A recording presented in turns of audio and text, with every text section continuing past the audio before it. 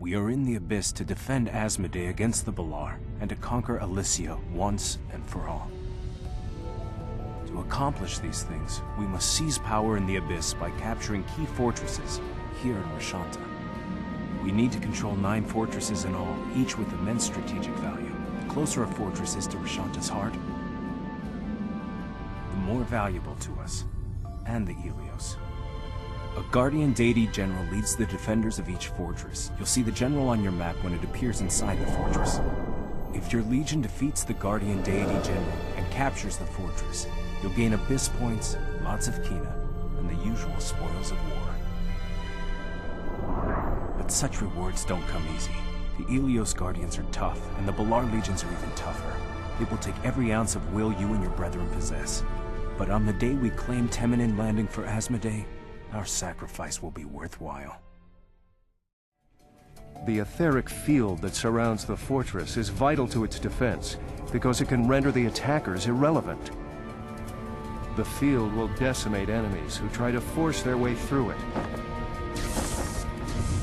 So unless the attackers have overwhelming numbers, and can sustain heavy casualties, they won't attack the fortress from the sky.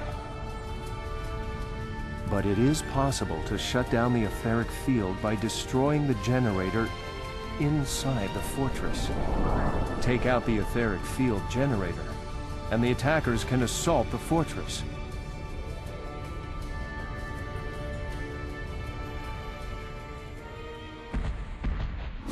The castle gates are a fortress's first line of defense. They are strong enough to withstand most attacks, and if the defenders repair the gates with the Gate Guardian Stone, they can withstand a siege forever.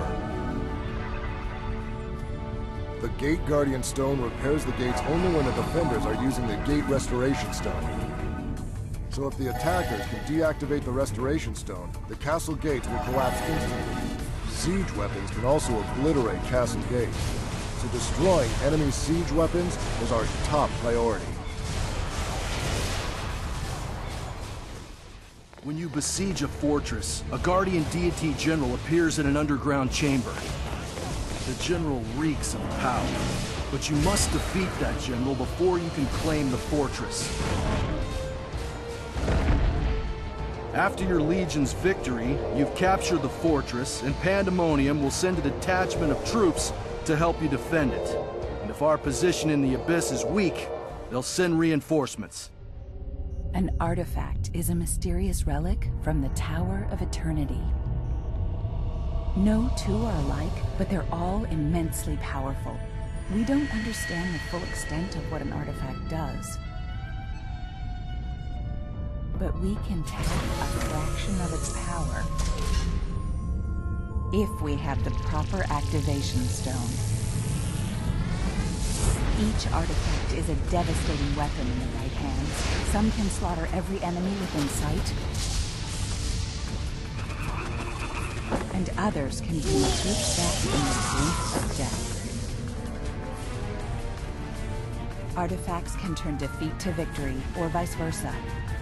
So capturing artifacts is imperative. A powerful protector stands watch over every artifact.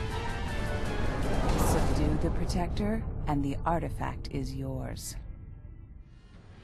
Would you believe me if I said that you could carry an obelisk onto the battlefield so you cannot die in battle? Well, it is true. There are portable obelisks known as kisks. You can use a kisk to set up a resurrection bind point on the battlefield. Your bind point will be wherever you place the kisk. But you must remember, a kisk doesn't last forever, and depending on the size of the kisk, only so many devas can bind their souls to it.